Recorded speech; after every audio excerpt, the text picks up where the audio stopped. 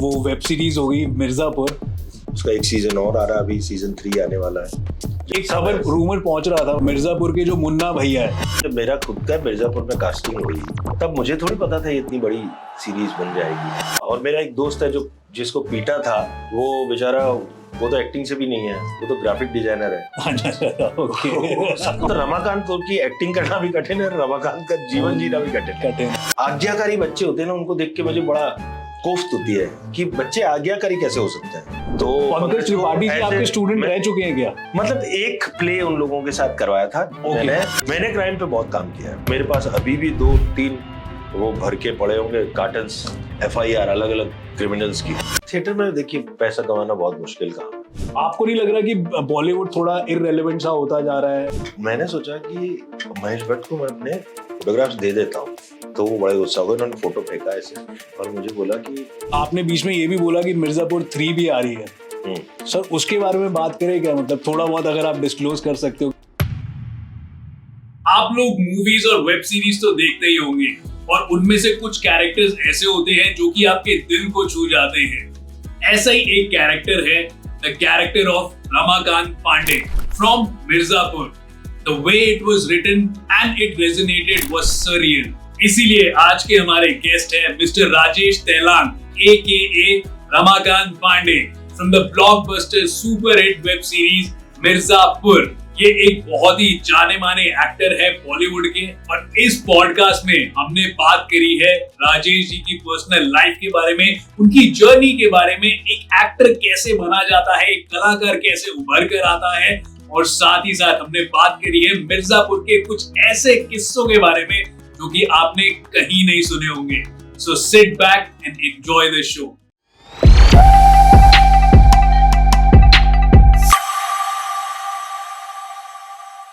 Sir स्वागत है आपका हमारे पॉडकास्ट के चैनल पे। एंड आपका बहुत ज्यादा वेट कर रहे थे हम, बहुत वेट भी नहीं करवाया आपने, बट आ गए सर, एफिशिएंटली आ गए अब हमारे पास। Thank you. बिल्कुल, मैं यार एक तो दिल्ली में, मतलब मेरा आधा ठिकाना तो दिल्ली है, फिर हम लोग लगभग पड़ोसी ही निकले, करीब ही रहता हूँ। राइट और फिर मैं तुम्हारा काम भी पसंद करता हूँ।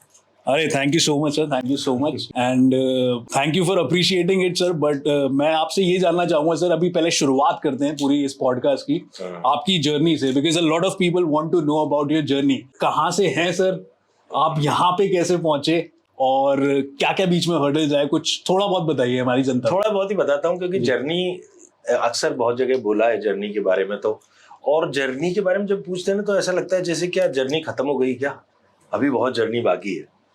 तो ऐसा कुछ नहीं है, लेकिन ऐसे ही मैं कहाँ से आया वगैरह बता देता हूँ। बीकानेर में मेरा जन्म हुआ, राजस्थान में। ओके। और वहीं पला बढ़ा। ओके।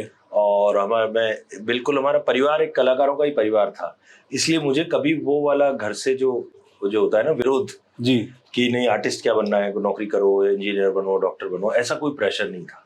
सब लोग चाहते थे कि मैं एक अगर कलाकार बनना चाहता हूँ तो उसमें पूरा सपोर्ट था उनका, बल्कि उल्टा था। ओके। कि यार तू कलाकार बनने के लिए कम मेहनत कर रहा है, ज्यादा चाहिए मेहनत, ऐसे वाला था। तो मेरी फैमिली म्यूजिशियंस की, पेंटर्स की, मेरे बड़े भाई कार्टूनिस्ट थे। Oh nice nice. तो ऐसे करके पूरा परिवार ही उस तरह से था। तो आप ऑल इन ऑल कलाकारों के परिवार से ही हो? जी जी जी। एंड हमारे जो बॉलीवुड को, हमारे जो ये OTT प्लेटफॉर्म्स है जिन पे आप राज कर रहे हैं अभी, एंड इनको ऑलरेडी एक कलाकार का जो पूरा हायरार्की चली आ रही है आपकी फैमिली में, तो वो ऑलरेडी आपने दे दिया है इनको, राइट? नहीं मतलब वो अगर आप, मेरे को नेपोटिज्म तो नहीं है, क्योंकि मैं तो घर का पहला एक्टर हूँ।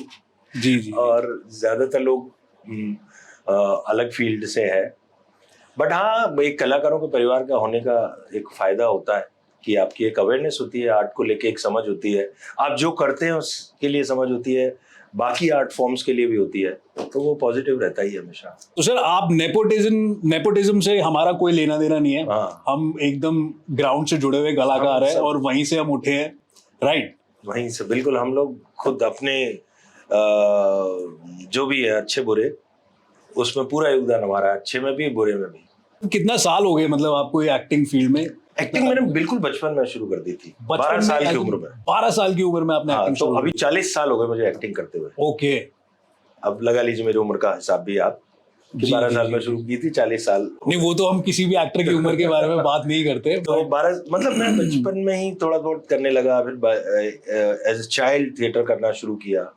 फिर एनएसडी की बच्चों की वर्कशॉप होती है, ओ नाइस, समर वर्कशॉप्स, वो की यहाँ दिल्ली में बाल भवन में, और थिएटर, इमेच्योर थिएटर करता रहा।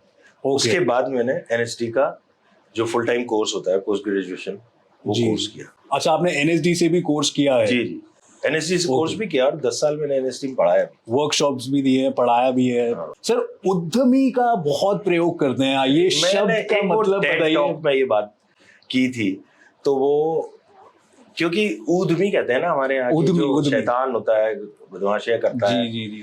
तो और फिर मैं ऐसे ही देख रहा था कि ऊधमी शब्द की एटमोलॉजी क्या है, तो वो उद्यमी से आया है। उद्यमी, उद्यमी मतलब somebody एंटरप्रेन्योर की तरह से ना। ओके। तो अगर आपको एक अच्छा एंटरप्रेन्योर बनना है तो थोड़ी उद्यमी होना पड़ेगा, मतलब एक क्या कहते हैं ना, थोड़ा सा आउट ऑफ द बॉक्स सोचना, शैतानी करना, क्या है कि रिस्क टेकिंग एबिलिटी होनी चाहिए। तो जब तक जो उद्यमी नहीं हो तब तक वो नहीं हो सकता, कुछ नया नहीं पाने की कोशिश हो सकता। अगर आप बिल्कुल एक बंधे बनाए डर्रे पे चलने वाले लोग हैं तो आप ज्यादा हासिल नहीं करेंगे, सेफ्टी रहेगी। तो मुझे लगता है कि जब जो आज्ञाकारी बच्चे होते हैं ना, उनको देख के मुझे बड़ा कोफ्त होती है कि बच्चे आज्ञाकारी कैसे हो सकते हैं। मेरा बेटा जब उधम करता है तो मुझे खुशी होती है कि यार इंटेलिजेंट है, क्योंकि उधम करने के लिए इंटेलिजेंस चाहिए, आज्ञाकारी होने के लिए कोई इंटेलिजेंस की जरूरत नहीं है, फॉलो करना है सिर्फ। Correct sir, correct. मतलब आपका कहना है कि रैट रेस में नहीं भागना, अपन को कोई ना कोई यूनिक स्टेप अलग लेना है उद्यमी से रिलेटेड, एंड तभी आप कामयाब होंगे। मतलब दिल की आवाज सुनते रहें और रिस्क लेते रहें, और मतलब कैलकुलेटेड रिस्क लें, लेकिन वो एक जब तक आप अलग अलग चीजें ट्राई नहीं करेंगे तब तक आपको पता भी नहीं चलेगा कि आप करना क्या चाहते हैं असलियत में।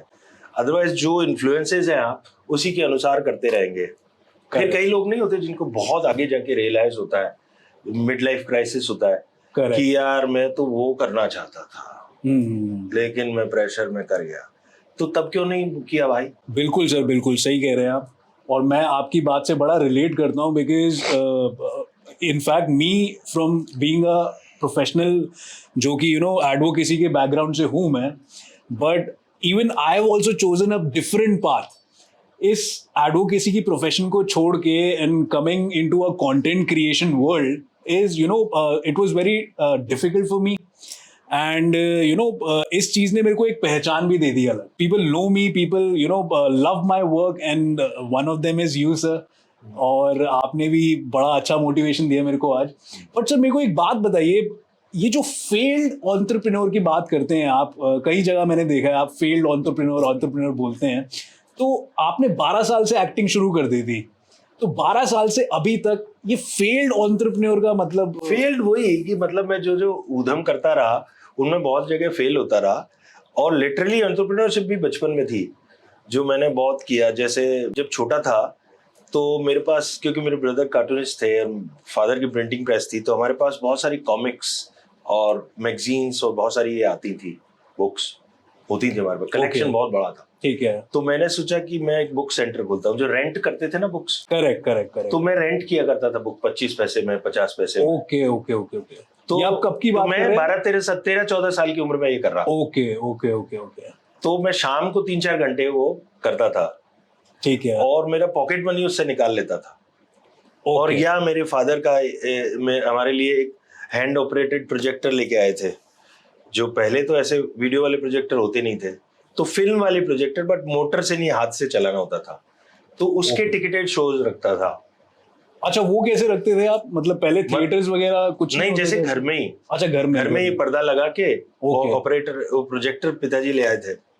ओके। तो उसे फिल्में के टुकड़े आते थे, 5 मिनट के, 2 मिनट के, 3 मिनट के। ओके। उसको लगा के प्रोजेक्शन करता था, और वहां पे लोग आते थे। हाँ, बच्चे आते थे, जो बच्चे आते थे, they were ready to pay you for that। हाँ, they used to pay me 25 पैसा, 50 पैसा, अच्छा, 20 पैसे। तो उस पे आप ऐसे करके 3 घंटे ये एंटरप्रेन्योरशिप ये की है मैंने। हाँ जी, ये 3 घंटे की फिल्म लगाते थे आप? मतलब 3 घंटे की नहीं होती थी, फिर वो तो 20-20 मिनट की, 5-5 मिनट की, 3-3 मिनट की रील्स आती हैं, अच्छा, पहले okay. पुरानी फिल्म होती थी ना, मैं समझ गया, बड़ी बड़ी वो जो रोल हाँ जी, रोल रील्स आती थी जो, वो लगा के ओके। करता था। तो इस तरह की बहुत सी हरकतें की हैं अभी भी। बट सर फेल्ड एंटरप्रेन्योर कहाँ से आ गए यहाँ पे? मतलब फेल्ड ही हो गए मतलब ना हर चीज की। आपने बुक्स बेची, उससे भी अपनी पॉकेट मनी निकाली, आपने इनोवेटिव आइडिया लिया, जो रोल थिएटर बना दिया एक अपने घर को, उससे भी आपको इनकम आने लग गई। तो वेयर हैव यू फेल्ड? मतलब ये चीज आई हैव मुझको नॉट समझ नहीं। फेल्ड। मैंने ये वैसे भी कहा था कि मैं कई चीजें ट्राई की और अलग अलग चीजों में फेल होता रहा, चाहे वो चलता रहा, लेकिन मैं कुछ और चीज में लग गया, वो छोड़ दिया। अच्छा, और मेरे continuously फादर रखा के लिए आपने। भी मैं कहता था, मेरे फादर भी एक फेल्ड एंटरप्रेन्योर थे। ओके क्योंकि वो बहुत पैशनेट थे चीजों को लेके। ओके तो कोई भी काम करते थे तो इतने पैशन के साथ करते थे कि बिजनेस वाली सेंसिबिलिटी खो देते थे। ओके।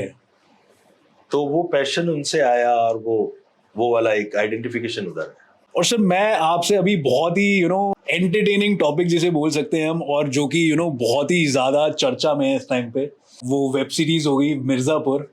हाँ, उसके बारे में बात करना चाहूंगा, बिकॉज मैं आपका I have seen your work in that Mirzapur series. बड़े बड़े क्लोजली मैंने उसको नोट किया है, एंड स्पेशली योर कोर्ट वाला scene because I was a lawyer. you were a lawyer in that web series, and you played an amazing job, you did an amazing job in that web series.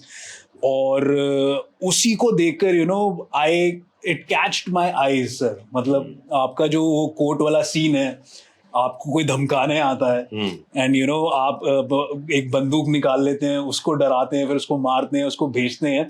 मतलब these thing symbolizes that कि court के अंदर एक वकील सबसे बड़ा गुंडा होता है, आप उसको नहीं झाड़ सकते, उसको नहीं धमका सकते। And I have seen this thing personally also. So sir Mirzapur की मैं बात करूं तो how did Mirzapur change your life? मतलब कोई लाइफस्टाइल में चेंज आया, कोई फैन फॉलोइंग में चेंज आया? ऑफ कोर्स आया होगा सर, मिर्जापुर से बहुत आया होगा, फर्क पड़ा। लाइफस्टाइल में कोई ऐसा चेंज नहीं आया, मेरी लाइफ जैसी थी वैसी ही है। हाँ, फैन फॉलोइंग काफी उस मिर्जापुर की वजह से मेरे को बढ़ी। ओके। जो मेरे बाकी कामों की वजह से थी, उसमें बहुत इजाफा हुआ। सर एक फैन मैं भी हूँ आपका मिर्जापुर से। मतलब मैंने भी आपको वहीं से आपने बहुत काम किया है सर। बट होता है ना सर, मैं फिल्मों में इतना इंडल्ज नहीं हूँ, बट कुछ वेब सीरीज हो गई, कुछ मूवीज हो गई, वो मैं देख लेता हूँ। बट वहां से आप मेरे को हाईलाइट हुए and you became a star for me. तो मिर्जापुर से बहुत फर्क हुआ, मतलब काफी लोगों को तक पहुंच बनी। और मिर्जापुर एक सीरीज भी ऐसी हुई जो वाकई बहुत अच्छी बनी है। उसका एक सीजन और आ रहा है, अभी सीजन 3 आने वाला है जल्दी। और दोनों सीजन अच्छे, लोगों ने अच्छे तरह से उसको मतलब एक्सेप्ट किया, मजे आए। उसमें एक अलग ठसक थी, उसकी एक अलग स्वैग था मिर्जापुर का। बिल्कुल सर। तो वो बहुत मजेदार रहा अनुभव। मतलब ये अप्रोच कैसे हुआ आपको, ये पूरा वेब सीरीज? किसी भी काम के लिए अप्रोच करते हैं कास्टिंग डायरेक्टर्स, ना मतलब आपने कुछ वो ट्रायल्स दिए उनके? कुछ दिए? मैंने एक ऑडिशन दिया था, तब मैं दिल्ली में ही था। तो जो कास्टिंग डायरेक्टर थे, कास्टिंग बे करके एक एजेंसी है, उनकी तरफ से मेरे पास कॉल आया था। तो मैंने यहाँ दिल्ली में अपने किसी दोस्त के साथ वो ये मिर्जापुर ये वाला सीन शूट करके भेजा था। अच्छा, ये वाला सीन आपने ऑडिशन में शूट करके? ऑडिशन में अपने घर पे ही। ओके। हाँ, और मेरा एक दोस्त है जो जिसको पीटा था, वो बेचारा, वो तो एक्टिंग से भी नहीं है, वो तो ग्राफिक डिजाइनर है। अच्छा, ओके। उसको पीटा था मैंने, और वो वाला सीन करके भेजा था। तो बस ये एक ही ऑडिशन दिया था। मुझे पक्की उम्मीद है कि जैसे सीजन 1 और सीजन 2 का जो माहौल बना था, वो इसमें भी भौकाल रहेगा। और एक्टर्स सारे सेम रहेंगे मतलब, या कुछ एक्टर्स कमी मतलब पेशी? जो ऑब्वियसली जो रनिंग कैरेक्टर्स हैं, जो ऑब्वियसली कहानी का हिस्सा है, वो सारे के सारे लोग हैं ही।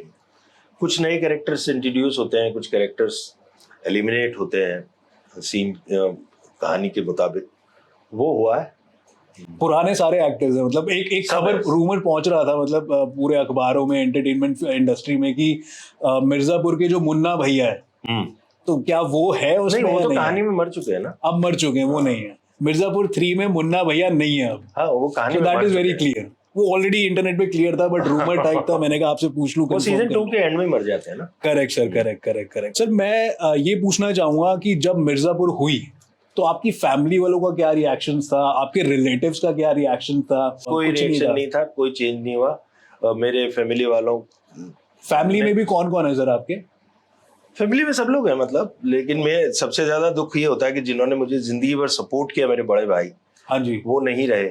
ओके, अदरवाइज मेरे ख्याल से वो सबसे ज्यादा खुश होते हैं, क्योंकि Okay. बचपन से लेकर उन्होंने मुझे सपोर्ट किया एक्टर बनने के लिए। मेरे अंदर तो हिम्मत भी नहीं थी बोलने जी की, जी जी जी, क्योंकि कोई भी आर्टिस्ट बनने की इच्छा बता सकता था, लेकिन एक्टर बनने में हर किसी को ये लगता है ना, हीरो बनेगा क्या, वो वाला होता है। तो वो मेरे बड़े भाई ने मुझे ये संबल दिया था और सपोर्ट किया था, तो वो है। लेकिन मेरे घर में कभी किसी को, हमारे घर में है ना, किसी को कोई रिएक्शन नहीं होता। सब हाँ ठीक है, काम करके आ गया टाइप है। जैसे आप एक केस लड़के आ जाओ, जी जी जी जी, किसी को है ना, आज पेशी हो गई आपकी कोर्ट में, I know, केस I जीत भी गए, चलिए मानिए, I know I know I know, तो ठीक है, वैसा है। कुछ नहीं है, मतलब घर वालों के लिए यही है कि हाँ ये हाँ, मेरे लिए परिवार का हिस्सा है, दैट्स इट, और कुछ नहीं है। बट सर और मैं भी रिलेटिव्स काम को का, याद नहीं रिलेटिव्स लाता। का क्या रिलेटिव्स में ज्यादातर होता क्या है ना कि मतलब कुछ होते हैं ना सर कि आपने 2-4 बड़े काम कर लिए तो उनके रिएक्शन चेंज हो जाते हैं, उनके हाव भाव चेंज हो जाते हैं, तो ऐसा कुछ हुआ? प्लीज बताइए ना सर, खुल के बताइए सर। नहीं, मतलब वो तो देखिए डेफिनेटली होता ही है ना। सब लोगों को अच्छा लगता है कि आपके बीच का कोई किसी भी तरह से एक मुकाम बना होता है, छोटा बड़ा, हाँ, तो सबको अच्छा लगता है ना। कोई इंस्टेंस तो बता दीजिए सर, आप बिल्कुल पॉलिटिकली करेक्ट होके आंसर दे रहे हैं। अब मैं क्या बताऊं, ऐसे कई कई बिछड़े हुए दोस्त मिल गए, अच्छा, है ओके, ना। वो होता है ना कि वो जो भूल चुके थे उन्हें जी फिर जी से जी, याद आ जी, गया। मैं बहुत लोग होते हैं ऐसे, आई नो, पॉलिटिकली इनकरेक्ट तो यही बोल सकता हूँ, हाँ ठीक है ठीक है। है ना। तो और एक और बात थी ना, जब मिर्जापुर आया उस दौरान ओटीटी का इतना चलन था नहीं था, हाँ, है ना। मेरे ख्याल से मिर्जापुर में ही बूम दिया हाँ, है, उससे एक आध पहले बस वो आया था, 2-4 चलते सेक्रेट गेम आया था, हाँ, सीक्रेट गेम्स है ना। मेरा खुद की भी एक सीरीज आई थी उससे पहले, सिलेक्शन डे, है ना, जो नेटफ्लिक्स पे। सर मैंने आपकी 2-4 और वेब सीरीज देखी है जिसमें आप पुलिस भी बने हो, किसी में दिल्ली क्राइम था, दिल्ली क्राइम्स, ओके, हाँ, बहुत लेकिन अच्छी वो बाद एक्टिंग में करी सर उसमें आपने। सिलेक्शन डे एक आया था जिसमें मैं जी जी जी जी फादर बना था, जो 2 बच्चों को जी क्रिकेटर जी बनाना जी चाहता है। जी जी जी जी जी, तो उस दौरान ओटीटी का इतना चलन नहीं था, रिश्तेदार कोई ज्यादा ओटीटी देख नहीं रहे थे। उन लोगों के लिए फिल्म में दिखाई देना या सीरियल में दिखाई देना ज्यादा बड़ा था। जैसे मेरे बुआ मौसी और ये जो रिश्तेदार है ना, उनके लिए मैं अगर 12 वेब सीरीज कर चुका हूं, उनके लिए वो इतने महत्वपूर्ण नहीं है जितना कि मैं एक दिन कपिल शर्मा के शो में आ गया। करेक्ट, आप समझ रहे हो? समझ गया। उसके लिए 50 लोग हैं। अभी मेरे को कई लोग ऐसे मिलवाते हैं रिश्तेदारों में, ये कपिल वाले शो में आए थे ना, कपिल के शो में आया था, लेकिन मैं जो बाकी काम किए उसकी कोई याद नहीं कर रहा, कोई वो नहीं है, क्योंकि आम जो इंसान है उनको टीवी देख रहे हैं या कभी कभार फिल्म देखने चले जाते हैं। ओटीटी ज्यादातर यंग लोगों में फेमस है। I know. तो यूथ में एक पकड़ बनती है आपकी ओटीटी से। सर जैसे कि आपने बताया यूथ के लिए ओटीटी है, बट मेरा भी यही मानना है कि पहले किसी को नहीं पता था ओटीटी के बारे में, और जब तक मिर्जापुर जैसी बड़ी वेब सीरीज आई ओटीटी पे, तब लोगों को ज्यादा एक्सपोजर हुआ है इसका, ओटीटी चैनल्स का, कि भैया हाँ ये भी उद्यमी चीज है। मैं इनफैक्ट मैं खुद बताऊं, जब मेरा खुद का मिर्जापुर में कास्टिंग हुई तब मुझे थोड़ी पता था ये इतनी बड़ी सीरीज बन जाएगी, है ना। और बस मेरे को पढ़ के लगा था यार बहुत इंटरेस्टिंग स्टोरी है, मजेदार है, डायलॉग्स बोलने में मजा आएगा, सिचुएशंस बहुत प्यारी हैं, बहुत इंटरेस्टिंग, कुछ मजा आया इसमें, इतना समझ में आया था। और ये पता था कि यार बनाने वाले लोग बहुत अच्छे हैं, एक्सेल बना रही है तो एक बढ़िया फिल्म है और बढ़िया काम करते रहे वो। तो ये 2 चीजें ही थी, लेकिन वो इतना बड़ा कल्ट बन जाएगा ये किसी को भी आइडिया नहीं था ना। नहीं था सर, नहीं था। जो काम कर रहे थे हमें किसी को नहीं होता सर, मतलब भूचाल से पहले नहीं पता लगता कि कुछ होने वाला है। पंकज त्रिपाठी जी से मिले आप उस वेब सीरीज पे, शूट पे, सेट पे मिले होंगे सर। हमें ऑन स्क्रीन तो पता है वो कैसे हैं, ऑफ स्क्रीन भी कुछ आइडिया है क्या? मतलब रियलिटी में वो ऐसे ही है, मतलब डाउन टू अर्थ? पंकज को मैं बहुत सालों से जानता हूँ, ओके, मिर्जापुर की वजह से नहीं। ओके, पंकज जब अच्छा आपका पहले से रिलेशन है उनके साथ? अच्छा, सालों पहले से, आज 20 साल हो गए होंगे। तो सर उनके बारे में कुछ तो बताइए ना। पंकज जब स्टूडेंट थे तब मैंने पढ़ाना शुरू किया था वहां पे। अच्छा, ओके, NST में। ओके। हाँ, तो पंकज त्रिपाठी जी आपके स्टूडेंट रह चुके हैं क्या? मतलब एक प्ले उन लोगों के साथ करवाया था मैंने, उनके बैच के साथ। पंकज का जो आखिरी प्ले था, पंकज जिस बैच में थे 2004 का बैच था वो, उसके आखिरी प्ले था उनका पता शहर मुंबई, जिस शो का ड्रामेटर्ज में था, मतलब 2 प्लेस को मिला के लिखने में मेरा योगदान था, और एक्टिंग के लिए भी मैं थोड़ा बहुत गाइडेंस की तरह से वहां पे था उस प्रोजेक्ट में, उस प्ले में, जिसमें पंकज भी स्टूडेंट थे। तो तब से मैं पंकज को जानता हूँ। और उसके बाद हम लोग बहुत बहुत अलग जगह हैं, क्योंकि हम एनएसडी के लोग हैं, सब परिवार की तरह रहते हैं। I know. तो उनसे अलग अलग जगह मिलता रहा, और मिर्जापुर में तो हम मिले तो हैं, उसके अलावा ज्यादा मिले हैं। मिर्जापुर में तो हमारा कोई सीन भी नहीं था साथ में। हाँ, सीन भी आज तक भी कोई सीन नहीं है। नहीं। मैंने खालिद भैया की बात की होगी, उन्होंने रमाकांत पंडित की बात की होगी, लेकिन वो कभी भी नहीं हुआ।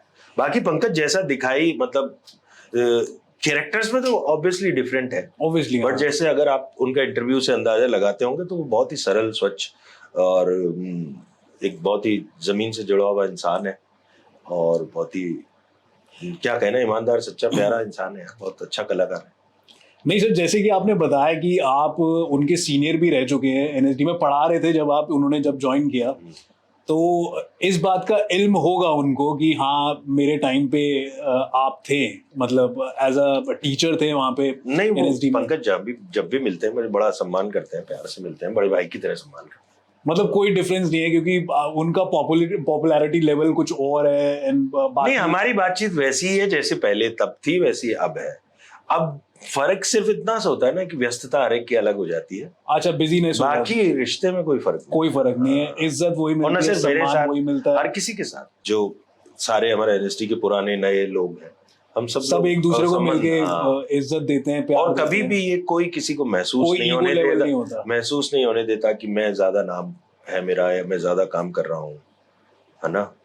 चाहे वो हमारे नवाज हों, चाहे कोई भी हो, चाहे इरफान भाई थे, जी, या इवन हमारे टीचर्स में नसीरुद्दीन शाह साहब हैं, या कोई भी, किन्हीं के भी साथ भी कोई इंटरेक्शन होता है एनएसटी के बच्चों का, या जूनियर्स का, या सीनियर्स का, तो ऐसा कभी कोई किसी को आवाज नहीं देता। सो वो एक स्कूल का हमारा यूनिटी हो गई, जैसे जोड़ अच्छा है। सर, एनएसडी के बारे में कुछ बताइए ना, कुछ जो कलाकार उसमें आपने जिनको पढ़ाया हो, या फिर आपने जिनके साथ काम वहाँ पे ज्वाइन किया हो। मेरे क्लासमेट्स में थे, जैसे अभी मतलब ऐसे तो सारे के सारे हम 20 लोगों की क्लास थी, और सभी लोग अच्छा काम कर रहे हैं। कुछ लोग थिएटर में काम कर रहे हैं, कोई प्रोफेसर हो चुके हैं, कोई अलग अलग काम कर रहे हैं, कोई कुछ 2-4 नाम, और हमारे और जो फिल्मों में काम कर रहे हैं उनमें जैसे अनूप सोनी है, ओके, वो मेरे क्लासमेट थे। आदिल हुसैन मेरे क्लासमेट थे, ओके। जाकिर हुसैन मेरे क्लासमेट थे, ओके। और विवाह चित्रंजन गिरी, हरीश खन्ना, जो बॉम्बे में भी काम कर रहे हैं। जी, सपना, इस तरह से तो अच्छा काम कर रहे हैं। एनएसडी का बड़ा नाम सुनते हैं हम, और एनएसडी बहुत अच्छा कमाल के कैरेक्टर्स, एक्टर्स निकालते हैं, एंड नहीं, कैरेक्टर एक्टर्स नहीं, एक्टर्स निकालते हैं, और बहुत सारे हर तरह के काम किए हमारे एनएसडी के लोगों ने। जी। सर, आपके कैरेक्टर का नाम रमाकांत था मिर्जापुर में, राइट? हाँ। तो आप कहीं ना कहीं कुछ रिलेट करते हैं रमाकांत से, मतलब जो आपका कैरेक्टर और असली लाइफ में?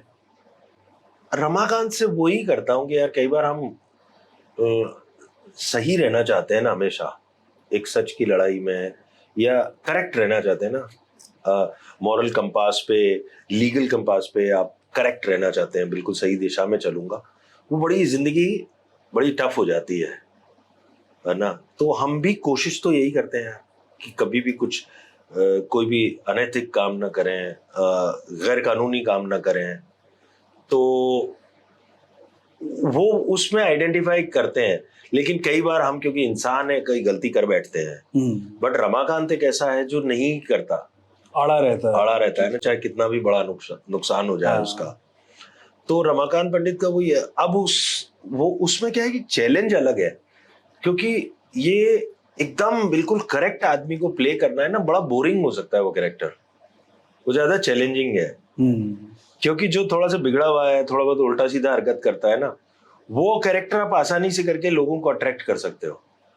लेकिन जब एकदम सिद्धांतवादी, तो लोग कहेंगे क्या बोरिंग है यार, क्या आदमी है, ऐसा होता है क्या, ऐसा करेंगे ना। उसको इंटरेस्टिंग बनाना एज एन एक्टर ज्यादा टफ काम है। बिल्कुल समझ गया आपकी बात, आपकी लय क्या कह रही है। उस चीज को आपने इंटरेस्टिंग बनाया है सर, बिकॉज वहीं से अ lot of people have become your fan, आपके जिसमें से एक मैं भी हूँ, और उस कैरेक्टर को बिल्ड करना is something which a good actor can only do, like you sir. Thank you. लेकिन ये सच में किसी भी एक्टर के लिए हमेशा क्या है कि करेक्ट आदमी प्ले करना ना ज्यादा बोरिंग होता है, बजाय इसके कि अगर कोई मुझे विलेन का मिल जाए, या वो ज्यादा इंटरेस्टिंग बन जाता है, कलरफुल होता है वो कैरेक्टर ऑलरेडी। बैड तो बॉय उसको में वैसे बहुत attractive, चलती हाँ, है इस इंडस्ट्री उसको में। अट्रैक्टिव बनाना मुश्किल काम हो जाता है। करेक्ट। ये है तो रमाकांत का चैलेंज ये था, और आम लाइफ का हमारा चैलेंज ये है कि रमाकांत जैसा होना कठिन है, बहुत कठिन, मतलब तो रमाकांत की एक्टिंग करना भी कठिन है, रमाकांत का जीवन जीना भी कठिन है, दोनों ही चीजें कठिन। आप you have been to Bollywood इतने टाइम से, you have been working with in Bollywood, and Bollywood की कोई असलियत बताओ ना सर, मतलब काफी लोग जानना चाहते हैं कि ऑन स्क्रीन तो कुछ और दिखाते हैं लोग, ऐसा कुछ होता है क्या, या ऑफ स्क्रीन कैसे होते हैं लोग, कोई असलियत हो, कोई आप भांडा फोड़ना चाहते हैं बॉलीवुड का? भांडा तो कोई फोड़ूंगा मैं, कोई इतना कोई बॉलीवुड में नहीं सर, आप सवाल इतना नहीं टाइम हूं रह चुके हैं sir, we also know that, public also know that, but कुछ आप ग्राउंड मुझे रियलिटी ये लगता है बताइए कि बॉलीवुड के बारे में बहुत ज्यादा क्या है कि उसको एक सिमली की तरह बना दिया है, उसको एक कोई इमेजिनरी वर्ल्ड बना दिया है, जबकि बॉलीवुड भी एक आम वर्ल्ड है, जो आम लोग है, आम इंसान है, और नॉर्मल लोग हैं सारे।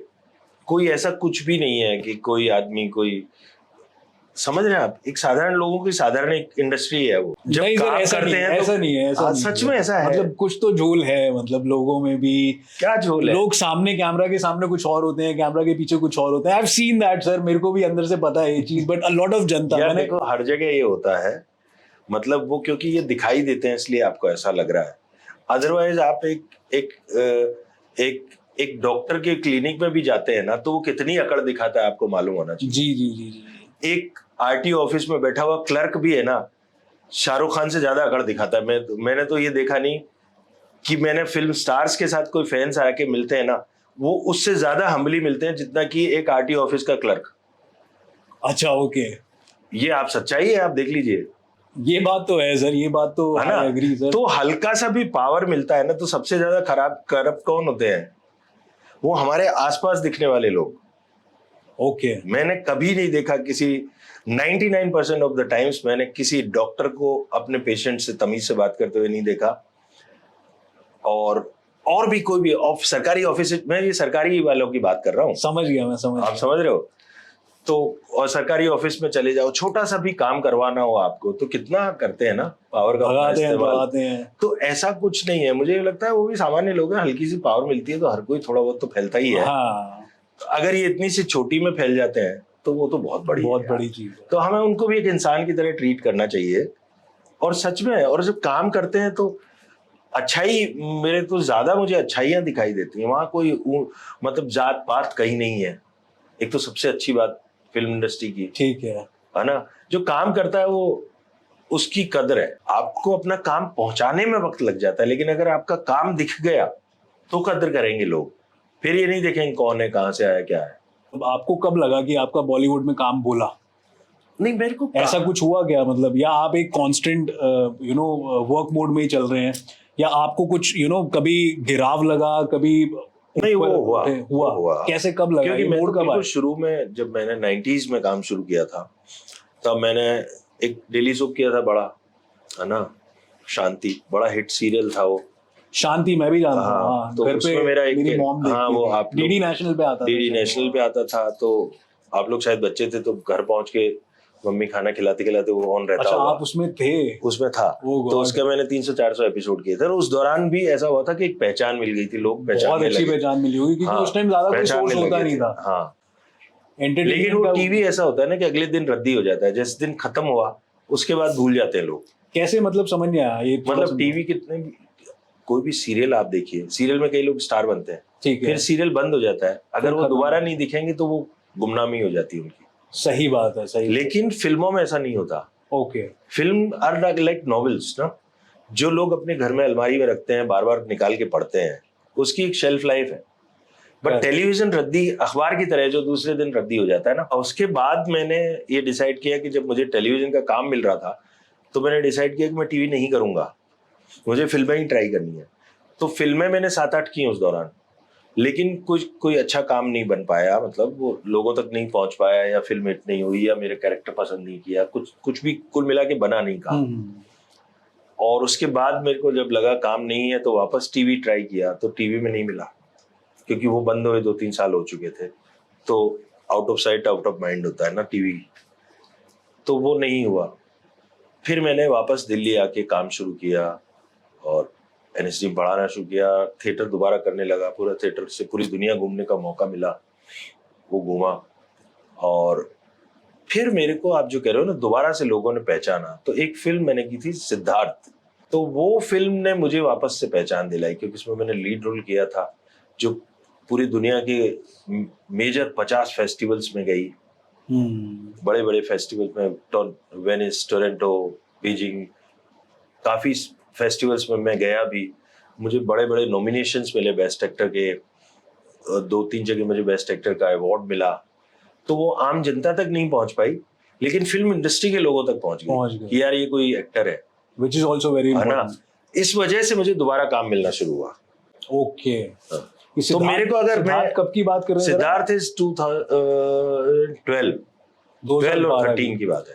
बहुत लंबी जर्नी है सर आपकी, बहुत लंबी जर्नी है, बहुत ज्यादा मेहनत है आपकी जर्नी में। तो ये 13 में फिल्म रिलीज हुई, हमने 11-12 में बनाई थी शायद। और उसके बाद से फिर लोगों ने अगेन पीपल टुक नोटिस, और फिर मेरे को फिर से काम मिलना शुरू हुआ। तो कई फिल्में की, फिर से दोबारा मैंने फिल्में ही करनी शुरू की। ठीक है। लेकिन उसके बाद क्या हुआ कि 17 में OTT आ गया। करेक्ट। तो फिर OTT ने मेरे को एक अलग राह दे दी। वो तो सर सभी जानते हैं। तो सिद्धार्थ की वजह से दोबारा फिल्में मिलनी शुरू हुई, और इंडस्ट्री में मेरे को पहचान मिली कि ये एक एक्टर है, अच्छा एक्टर है। और अभी कैसा सफर चल रहा है आपका? अभी चल रहा, काम चलता रहता है यार, ये किया दूसरा किया, ऐसे करके। कोई फ्यूचर प्रोजेक्ट आप डिस्क्लोज करना चाहो, ऐसा कुछ है क्या? अनुमति आपको? बिल्कुल बिल्कुल, मतलब ऐसे मेरे काम तो 7-8 आने वाले हैं। ठीक है। लेकिन अभी फिलहाल जो रिलीज होने वाले हैं जल्दी, मिर्जापुर होगा मोस्ट प्रोबेबली।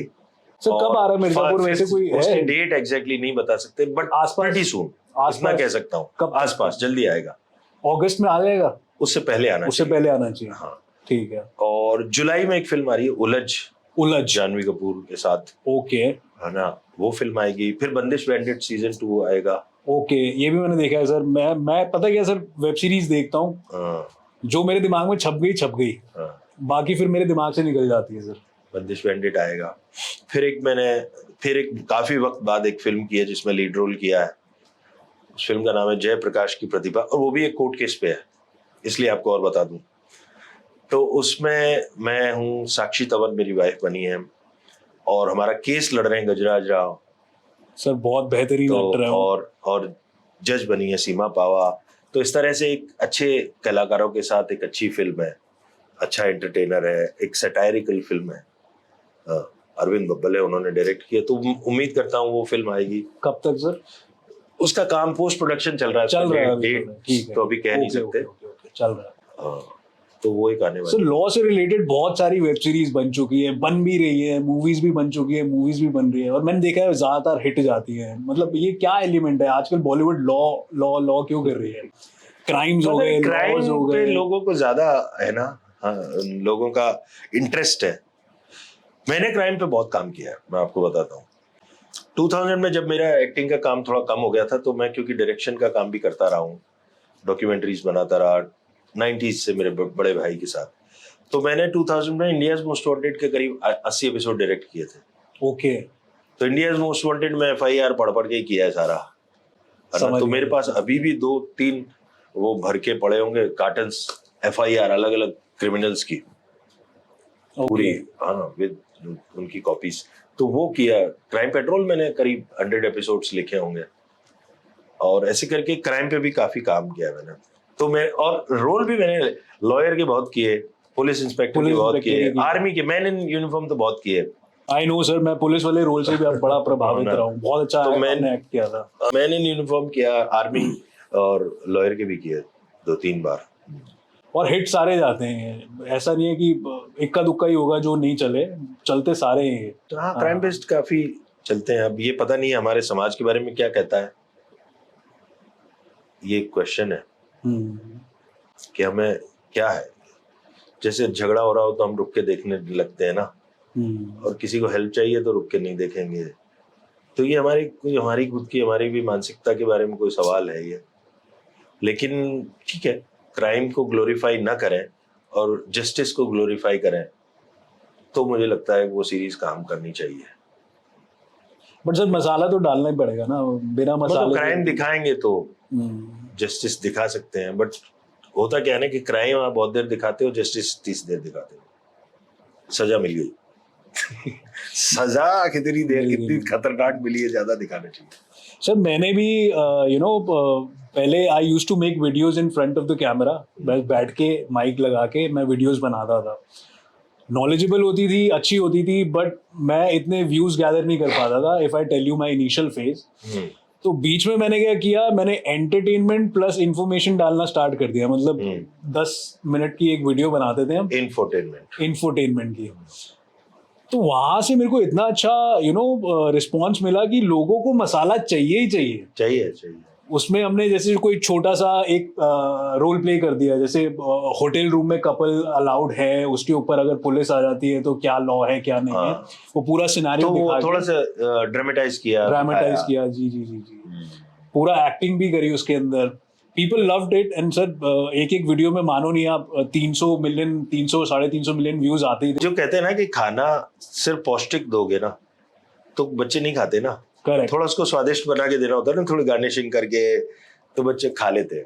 करेक्ट, वैसा होता है ना कि इसको अच्छी चीज पहुंच जाए, बट थोड़ा सा तो टॉपिंग्स चाहिए। तो सर आप एक्टर के साथ साथ डायरेक्टर भी हैं? हाँ, मैं करता रहा हूँ बहुत, अभी भी कभी कभी बीच में शॉर्ट फिल्म्स बनाता हूँ।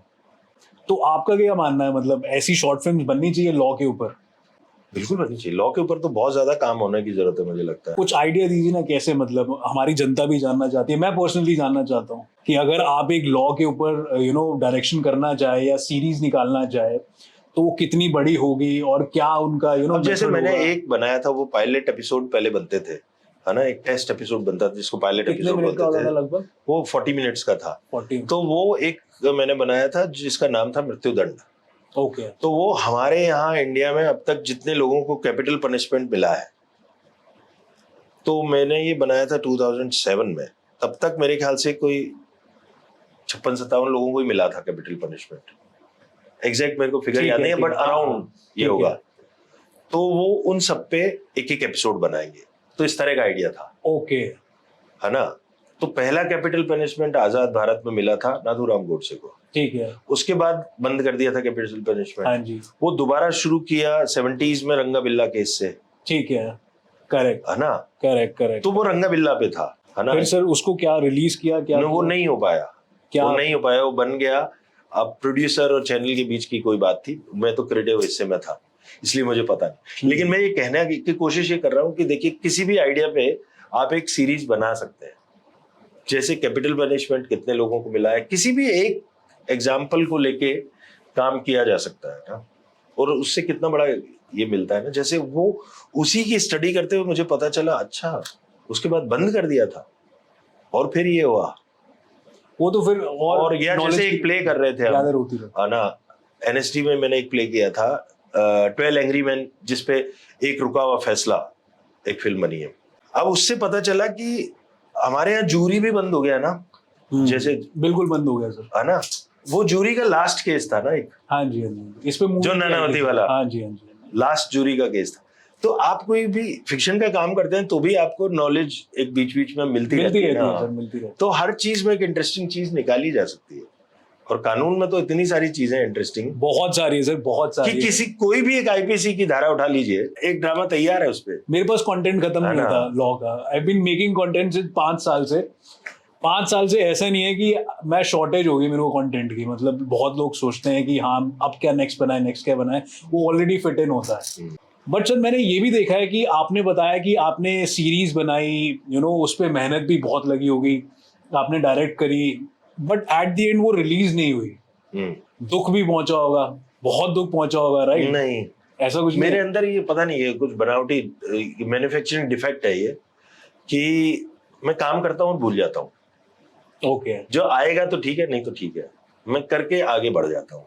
नहीं सर, मेरा ये कहने का मतलब है कि आपने किसी चीज पे मेहनत लेकिन वो करी। मेहनत की, मतलब इतने सारे लोगों की मेहनत है। एक इतने रात, सारे- दो मेरी रात, नहीं। 2 रात तो नींद नहीं आई होगी, मतलब 2 रातें तो ऐसा होगा ना कि आपके दिमाग में रहा होगा ये चीज कि हाँ यार, I put in a lot of efforts, a lot of time and energy. मतलब मेरे को ख्याल सबका आता है, इतने सारे लोगों ने मिलके, करेक्ट। जो एक्टर्स थे उन्होंने इतनी मेहनत की थी, उनको भी उम्मीद थी ना कि हमने इतना मेहनत से काम किया है। Even producer had put money correct. In making this. पैसा भी लगा तो है। बहुत सारी चीजों का होता है, तो दुख तो होता है, बट लेकिन ये होता है कि चलो ये नहीं हो, आप कुछ और करेंगे। बट सर, मेरा तात्पर्य ये था पूछने का, भी मैंने पूछा नहीं आपसे क्वेश्चन, इससे रिलेटेड यही था कि आपको क्या लगता है सर कि मतलब बॉलीवुड में इतनी परमिशंस होती हैं, यू नो, अगर हम ओटीटी में भी डालें तो भी उसमें हजारों परमिशंस होती हैं, तो क्यों ना अगर वो चीज़ हम लाके यूट्यूब जैसे चैनल पे डाल दे या फेसबुक जैसे चैनल पे डाल दे, जहाँ पे यू नो आपको पैसा भी मिल रहा है, ऐसा नहीं है कि पैसा नहीं मिलेगा, यू अर्न इन डॉलर्स। और कई यूट्यूबर्स मैंने ये भी देखे हैं जो 50-50 लाख रुपए, 1-1 करोड़ रुपए, यू नो, एक वीडियो से निकाल लेते हैं ड्यू टू द व्यूज, जो एक वीडियो चल गई। तो आप कभी इस एरा में शिफ्ट होना चाहेंगे? आपको नहीं लग रहा कि बॉलीवुड थोड़ा इररेलेवेंट सा होता जा रहा है, and you know social media creators की थोड़ी बाढ़ आ रही है, and you know people have started you know loving content creators ज्यादा बॉलीवुड को छोड़ के, ऐसा कुछ लगता है आपको? नहीं, मुझे ऐसा नहीं लगता। हालांकि आप लोगों ने जितने भी जो भी कंटेंट क्रिएटर्स हैं सोशल मीडिया में या अदरवाइज, वो उन लोगों ने काफी एक अपनी जगह बनाई है और एक अच्छा मतलब क्या है, कंटेंट दिया भी है ना, जो हम खुद भी कंज्यूम करते हैं। जी सर, जी और सारे फिल्म इंडस्ट्री के लोग भी कंज्यूम करते हैं, ऐसा जी नहीं है ना। जी, जी। तो वो नहीं है, लेकिन हर चीज की जगह बन जाती है। तो ऐसा मुझे नहीं लगता कि इससे फिल्मों का प्रभाव खत्म हो जाएगा। जैसे ओटीटी आया था तो कहा था फिल्में नहीं चलेंगी, फिल्में चलने लग गई ना, चलने फिर से, लग गई, बिल वापस चलने है ना। टीवी आया था तो लगता था कि नहीं फिल्में चलेंगी, हर चीज है कि टीवी में फिल्म देख लेंगे ना, क्यों जाएंगे। वीसीआर आया था तो भी लगा था। हाँ। तो ये नहीं है, जो नई चीज आती है उसको जगह मिल जाती है, वो थोड़ा बहुत टाइम। हाँ, बल्कि ये अच्छे चैलेंज के तौर पे आती है कि अगर इधर सोशल मीडिया में कोई बढ़िया काम हुआ ना, तो फिल्म वालों को, टेलीविजन वालों को भी और मेहनत करने की जरूरत पड़ती है कि यार इनसे लड़ना है या आपको उनसे लड़ना है, चैलेंज हो जाता है ना, वो चैलेंज है। करेक्ट। तो ये इससे कुल मिला के एक हेल्दी कंपटीशन ही क्रिएट होता है। बट सर, मेरा ये मानना है कि अगर आपको मौका मिले किसी यूट्यूब की वेब सीरीज में काम करने का, या फिर कोई यूट्यूब एक मैंने की है। अच्छा, की है आपने? हाँ, भुवन की। भुवन मैम की? हाँ, मैम की, वो ओके। यूट्यूब की सीरीज थी। वो क्या नाम था सर, थोड़ा याद है आपको कुछ? उसका तमाशा मेरे ख्याल से नाम था। तमाशा? डेंडोरा। तमाशा तो बाद में डेंडोरा, ओके। हाँ, हाँ। मतलब actors are willing to do YouTube, कर रहे हैं ना, कुछ तो ऐसा देखो, उनको वो नहीं है, भुवन उनको ने बहुत अच्छे तौर पे बहुत बनाई अच्छे थी, हाँ। है ना। और इवन जैसे टीवीएफ बनाता है, तो Correct. वो बनाते हैं ना, बिल्कुल टीवीएफ बनाते की हैं, नई बिल्कुल सीरीज आई है, वेरी हाँ। पारिवारिक, बिल्कुल, है ना। बिल्कुल। तो उसमें हमारे दोस्त हैं परितोष, है ना, कनुप्रिया, और बहुत सारे दोस्त हैं उसमें हमारे। एक तो वो अमित सारे अमित actor लोग भड़ाना करे। की भी शायद कोई आई थी, उसमें भी काफी हाँ, एक्टर्स उसमें ही है। हाँ जी। तो उसमें भी बनाया जा सकता है, ऐसा नहीं है। मतलब आप लोगों के माइंड में आता है कि नहीं यार, ये मेरे लेवल का काम नहीं है, मैं नहीं करूंगा यूट्यूब का? नहीं, मतलब प्लेटफॉर्म कोई मायने नहीं approach करे रखता। तो। प्लेटफॉर्म मायने नहीं रखता अभी, कि यूट्यूब है कि वो है कि कोई भी है। एक्टिंग मायने रखती है, प्रोजेक्ट कैसा है वो उस पर Project मायने कैसा रखता है ना, है। किस तरह से बन रहा है। यूं तो आप कई फिल्में भी नहीं करना चाहते हो यार, करेक्ट है ना। करेक्ट।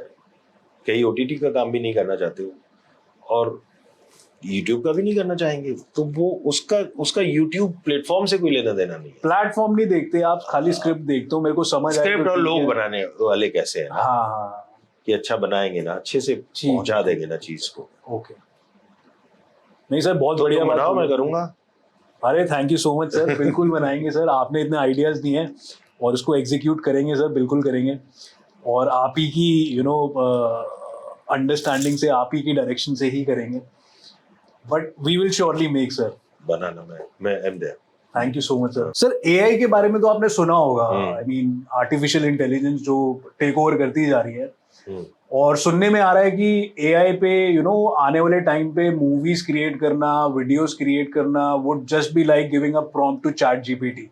मतलब कुछ लिख के दे दो, वो ऐसी एज इट इज आपको पूरी वीडियो बना के दे देगा।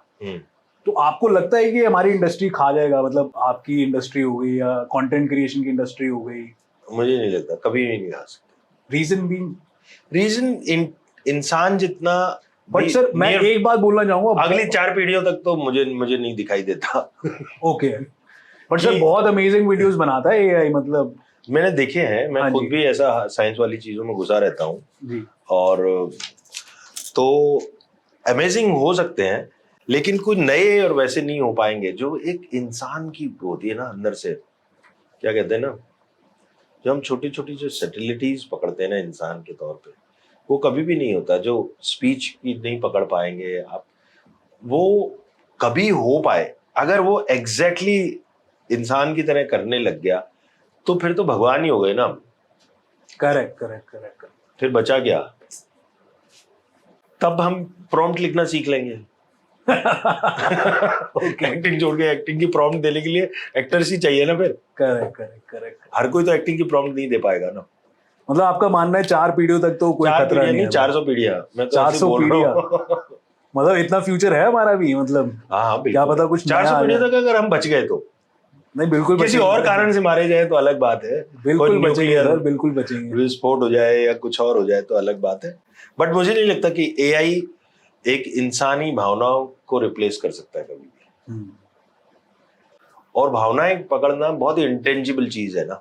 ओके, तो वो टेंजिबल चीजें कर सकता है कि गुस्से में ये नाक होनी चाहिए, ये होना चाहिए, लेकिन हर बार गुस्से में ये नाक नहीं करता ना मैं, करेक्ट। या हर कोई नहीं करता।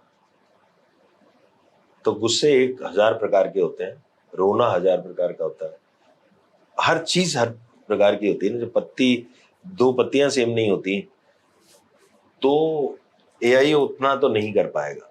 मतलब आप कह रहे हो डीप इमोशंस नहीं पकड़ पाएगा, डीप फेक पकड़ लेगा। डीप फेक मतलब Deep fake तो वो start ही रिप्रेजेंट ही कर रहा है ना। हाँ। वो कभी भी वो नहीं कर पाएगा। मुझे नहीं लगता कि कभी भी ये जगह, घबराने की कोई बात नहीं है। बहुत लोग ये जानना, मतलब लेबोरियस काम जो है ना वो कम हो जाए तो अच्छा, तो चलेगा। हाँ ठीक है भाई, 3D मॉडल बनाने में टाइम लगता था, कोई स्पेशल इफेक्ट क्रिएट करने में टाइम लगता था, वो ठीक है, लेकिन कॉस्ट कटिंग में काम कर सकता है, कॉस्ट कटिंग में, लेबर कटिंग में काम कर सकता है। है। ठीक है ठीक है ठीक। जैसे पहले नहीं था, कंप्यूटर आ गया था तो लोगों ने कहा था कि नौकरियां खा जाएगा, खत्म हो जाएंगी नौकरियां, बल्कि और जॉब क्रिएशन, टेक्नोलॉजी आने से और जॉब क्रिएशन हो गया, मतलब एक्टर्स की खतरे, मतलब खतरे में नहीं है। नहीं, एक्टर्स डायरेक्टर्स कोई भी खतरे में नहीं है। आप सर मुझे ये बताइए कि थिएटर में लोगों को फ्यूचर बनाना चाहिए या नहीं बनाना चाहिए, या अगर लोग थिएटर की तरफ जाते हैं तो क्या क्या उनके लिए फ्यूचर पॉसिबिलिटीज होती हैं, काम मिलने की, पैसा कमाने की, या फिर उसको अपना एक प्रोफेशन बनाने की परमानेंट। थिएटर में देखिए पैसा कमाना बहुत मुश्किल काम है, तो वहाँ प्रोफेशन बनाना बहुत ही टफ जॉब है। कि आप सिर्फ थिएटर करके जी पाओ, ये बहुत ही मुश्किल है। कुछ जगह हैं जहाँ पे थिएटर अच्छी तरह से होता है, जैसे बॉम्बे हो गया, जहाँ कमर्शियल थिएटर अच्छा होता है। थिएटर तो बहुत जगह अच्छा होता है, ठीक है, बट कमर्शियल थिएटर जहाँ पे थोड़ा पैसा भी हो, तो वो गुजराती मराठी थिएटर है, या बंगाल में है थिएटर, रीजनल थिएटर की बात करें आप, या आसाम में कुछ है हिस्से में मोबाइल थिएटर, तो वहां पे थिएटर करके थोड़ा बहुत पैसा कमाया जा सकता है, एक डिग्निफाइड। लेकिन आमतौर पे थिएटर करके इतना पैसा नहीं कमाया जा सकता, उसको कुछ ना कुछ और करना ही पड़ेगा। चाहे वो एक्टिंग की ट्रेनिंग ही में देता रहे, ड्रामा टीचर बने स्कूल्स में, या कोई भी और तरह से, या बीच बीच में फिल्म या टेलीविजन में एक्ट करता रहे। लेकिन थिएटर खाली थिएटर से घर नहीं चल सकता, घर नहीं चल सकता। ओके, ये सैड स्टेट है, बट है। लेकिन theatre would help you in enhancing your acting. मतलब थिएटर, ऐसे बहुत सारे लोग हैं जो उसमें भी जी रहे हैं और थिएटर करके काम कर रहे हैं, और थिएटर ही उनका पैशन है। अच्छा, ओके, है ना, ऐसे पैशन बहुत सारे लोग हैं, बहुत सारे लोग हैं, लेकिन टफ है वो, बहुत टफ है। हाँ, और लैंग्वेजेस से कुछ लेना देना होता है थिएटर का। जैसे फॉर एग्जांपल मुझे हिंदी आती है, तो मैं बॉम्बे में थिएटर में जाके कुछ पैसे कमा सकता हूँ। नहीं, बॉम्बे में हिंदी थिएटर इतना कमर्शियल नहीं है, देखिए, नहीं है, है ना, रीजनल है। हाँ, तो मराठी है, गुजराती है, या अंग्रेजी थिएटर भी थोड़ा बहुत है, बट हिंदी में इतना ज्यादा पैसा नहीं है थिएटर में। थोड़ा बहुत होगा, बट बहुत अच्छा पैसा नहीं है। और अगर है तो कई ऐसे लोगों के लिए है जो ऑलरेडी स्टार है और थिएटर कर रहे हैं, क्योंकि थिएटर में भी तो बहुत सारे लोग ऐसे हैं ना कि वही फिल्म वाले को बुला के एक्टिंग करवाएंगे तो लोग आ जाएंगे। ऑडियंस खींचने के लिए आप फिर 2 स्टार बुलाते हो। और जो डायरेक्टर्स होते हैं वो थिएटर्स पे मतलब गौर करते हैं क्या, जो फिल्म डायरेक्टर्स होते हैं बिल्कुल बिल्कुल बिल्कुल वहां से करते एक्टर्स उठाते हैं, बिल्कुल मतलब चूज करते हैं? क्योंकि Okay. थिएटर आप अगर अच्छे लेवल पे कर रहे हैं तो थिएटर में, क्योंकि आर्ट फॉर्म तो बहुत ही अच्छा है ना यार, और बहुत ही बढ़िया काम होता है थिएटर में, मतलब तो बहुत सारे लोग देखने के लिए आते हैं। और थिएटर ऑल इन ऑल बहुत- थिएटर की वैल्यू तो है, मतलब पैसा नहीं कमाया जा सकता, पैसा मतलब स्किल्स मुश्किल है, कमाई जा मुश्किल है, सकती है, मुश्किल वहां है। से काम लाया जा सकता है। मुश्किल है।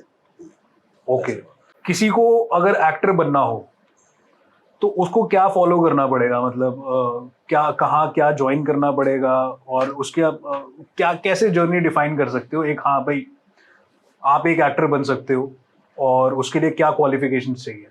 देखिए, एक्टर पहली चीज तो है ना, एक्टर सोलो आर्ट नहीं है। मतलब एक पेंटर बनना चाहते हो तो अकेले बैठ के पेंटिंग करते रहो, एक बंदा है, म्यूजिक करना चाहते हो अकेले करते रहो। एक्टिंग इज रिएक्टिंग कहते हैं ना, तो 2 लोग तो चाहिए ना, नहीं मैं तो समझ कोई गया। ग्रुप तो ज्वाइन करना पड़ेगा आपको। मतलब एक बंदा है कोई, जैसे पंजाब में रह रहा है कोई, वो बॉम्बे आता है एक्टर बनने, तो उसको क्या करना पड़ेगा? एक तो सीधा बॉम्बे ना आए, ठीक है, ना सीधा दिल्ली आए। हर शहर में एमेच्योर थिएटर होता है किसी ना किसी लेवल पे, ठीक है, हमेशा होता है। छोटे से छोटे शहर में भी हो रहा है, पूरे जगह एमेच्योर थिएटर होता है। वो करे साल 2 साल। सर कौन सा थिएटर? एमेच्योर थिएटर कहते हैं। एमेच्योर थिएटर, हाँ। Okay okay okay, amateur theatre होता है ना, जो ठीक है है ना, शौकिया रंगमंच जिसको जी कहते जी हैं। जी जी तो शौकिया रंगमंच तो होता ही है ना। जी, अगर आप स्कूल कॉलेज में हैं तो उसमें पार्टिसिपेट कर सकते हैं, कॉलेज लेवल पे अलग हो सकता है, और बाहर भी आपको शौकिया रंगमंच मिलेगा करने को, है ना। अगर आप जैसे कोई छोटे शहर में रह रहे हैं तो पास के किसी बड़े शहर में जरूर होता होगा, जी, तो वो ज्वाइन करें, उससे आपको काफी आइडिया होगा। अगर आप बाहर निकल सकते हैं तो कहीं कोई कोर्स जरूर कर लें जैसे एक्टिंग का, है ना। जैसे तो कि जैसे क्या-क्या हर courses जगह होते ड्रामा हैं? डिपार्टमेंट्स हैं ज्यादातर यूनिवर्सिटीज ठीक में, है, ना। तो आप ड्रामा डिपार्टमेंट ज्वाइन कर सकते हो, ज्यादातर यूनिवर्सिटीज में है, जो कोर्स दे रहे हैं आपको डिग्री दे रहे हैं साथ में। तो मतलब एक almost degree, every university has a drama department, समझ गया, है ना। जो आपको एमए करा रहे हैं, बीए करा रहे हैं उस पे, ठीक तो है। एक डिग्री भी है, तो घर वालों को भी थोड़ा सा सुकून रहेगा, हाँ, है ना। और या फर्दर ट्रेनिंग के लिए जो हमारे इंडिया में थिएटर के स्कूल हैं बहुत सारे, एनएसडी तो सबसे बड़ा स्कूल हो गया, लेकिन और भी हैं अच्छे नामी स्कूल हैं, है ना। जैसे भोपाल में एक है अच्छा, जैसे लखनऊ में है बीएनए, भारतीय हिंदू नाट्य अकेडमी है लखनऊ में, और भोपाल में एमपीएसडी बोलते हैं, Madhya Pradesh drama school, MPSD है भोपाल में, बड़ा अच्छा। उसके अलावा बॉम्बे में ड्रामा यूनिवर्सिटी है ही, और ऐसे करके अलग अलग जगह, साउथ में भी अलग अलग, त्रिशूर स्कूल ऑफ ड्रामा है, ओके, है ना, वो बहुत अच्छा कोर्सेज कराता है, और भी कई जगह हैं। तो इस तरह के आपको रीजनल भी आपको अलग अलग एक्टिंग स्कूल्स मिल जाएंगे जो गवर्नमेंट रन है, उनको भी कर सकते हैं आप, तो या ये आपको एनएसटी के लिए ट्रेनिंग ट्राई कर देते हैं? सकते हैं, जो आप साल 2 साल की ट्रेनिंग हो जाएगी। ठीक है, यहाँ से आपको मेन एक एक्सपोजर बेसिक आपको ग्रामर आ जाएगा, फिर सीखना तो जिंदगी भर के लिए है, तो वो करते रहना है। मतलब एक्टर बनने के लिए भी आपको ये सारी चीजें करनी पड़ेगी, और मतलब डायरेक्टली आप नहीं जा सकते। जैसे पहले हमने बड़ा सुना होता था कि किसी को भी सड़क से उठा के एक्टर बना दिया, लोग बोलते थे ना, जैसे कोई, ये आधी कहानियां झूठी है। कैसे मतलब? ऐसा किसी को सड़क से उठा के नहीं बना दिया है। कोई लॉटरी की एक आध की किसी लगी हुई तो लगी होगी। मैं आपको बताता हूँ, बहुत सारे लोग क्या करते हैं कि 10 साल से इंडस्ट्री में धक्का खा रहे हैं या 5 साल से खा रहे हैं, जब मौका मिलता है तो बोलते हैं मैं तो ऐसे ही यहाँ एमबीए करने आया था और मुझे मिल गया चांस। सर बड़े सारे लोग बोलते हैं, ऐसा बोलते हैं। मैं I tell you the reason behind it. अब आप उसका काम देखोगे ना तो आप उसकी गलतियां माफ कर दोगे। जैसे मतलब, जैसे कि अरे ये तो ऐसे ही आया था, ठीक कर रहा है यार, एक्टिंग ठीक कर रहा है, इसने तो कुछ भी नहीं किया हुआ है, उस हिसाब से तो अच्छा कर रहा है। अगर वो बोलेगा कि मैं 10 साल से धक्के खा रहा था, इतनी मेहनत कर रहा था, तब आप कहोगे अच्छा 10 साल की ट्रेनिंग के बाद ये कर रहा है। ये बात तो अपनी एक्सपेक्टेशन गिराने के लिए करते हैं। ओके, है ना।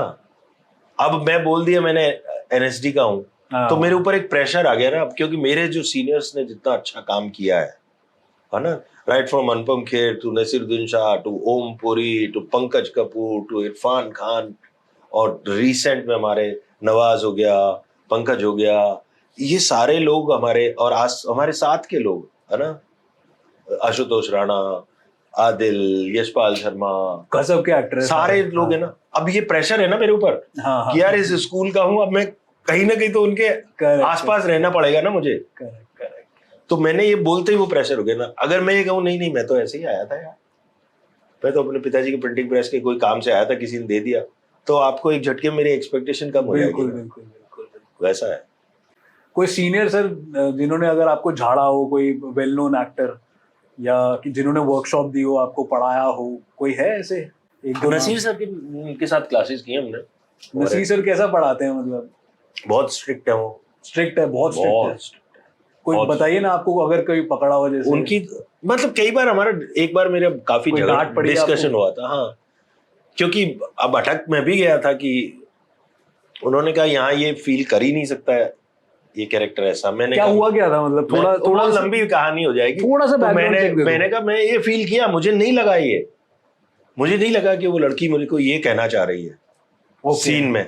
वो कह रहे नहीं, वो साफ ही कह रही थी, तुम्हें क्यों नहीं समझ में आ रहा, वो अपनी बॉडी लैंग्वेज से बता रही थी, ऐसे करके हमारा डिस्कशन हो गया था। But he is very passionate about acting. तो पैशनेट है, मतलब टेम्परामेंट खो देते हैं अपना, मतलब कुछ करते हैं ऐसा कि इतना पैशन में घुस जाते हैं, इतना घुस जाते हैं। वो इतने पावरफुल है ना कि, और हमारे दिल में इतना सम्मान है कि डर लग जाता है उनका ना। हालांकि वो वैसा नहीं है, दिल से बहुत ही अच्छे हैं। तो उनके साथ तो मैंने टीचर भी रहे हैं, मैंने उनके साथ काम भी किया है ऐसे करके। तो एक मेरे सीख बताता हूँ, जो सीख मुझे मिली थी, बड़ी अच्छी लगी थी वो। उसके बाद मैं समझ में आया। पहले हम जब नए गए थे तब तो सोशल मीडिया और इंटरनेट का भी जमाना नहीं था, तो फोटोग्राफ्स बांटने होते थे, ऐसे पासपोर्ट साइज के फोटोग्राफ रखते थे हम, वो देते थे, उसी के पीछे अपना बायोडाटा चिपका देते थे। अच्छा। और वो बांटते थे ऑफिस में जाके। मतलब आप कह रहे हो पहले फोटो होता थी, एक फोटो होती थी और उसी के पीछे आपका हम 8-10 फोटो रखते थे। अच्छा। अपनी क्लोजअप, लॉन्ग शॉट। ठीक है। और उसके पीछे ही टेप, वो स्टिकर बनवा के अपना पासवर्ड, पूरा बायोडाटा बना देते थे, वो चिपका देते थे और वो ही देते थे। ठीक है। तो एक बार हम 2 दोस्तों को, मैं और हरीश खन्ना हमारे दोस्त हैं, उनको तमन्ना की शूटिंग में मनोज वाजपेयी ने बुलाया कि तुम लोग आ जाओ, मैं महेश भट्ट से मिलवा दूंगा। बहुत पुरानी बात है ये, 90s की बात होगी, लेट 90s की। अच्छा, तब भी थे मनोज वाजपेयी? हाँ। तो कब से इंडस्ट्री में सर ये मनोज वाजपेयी? आपसे भी पहले से?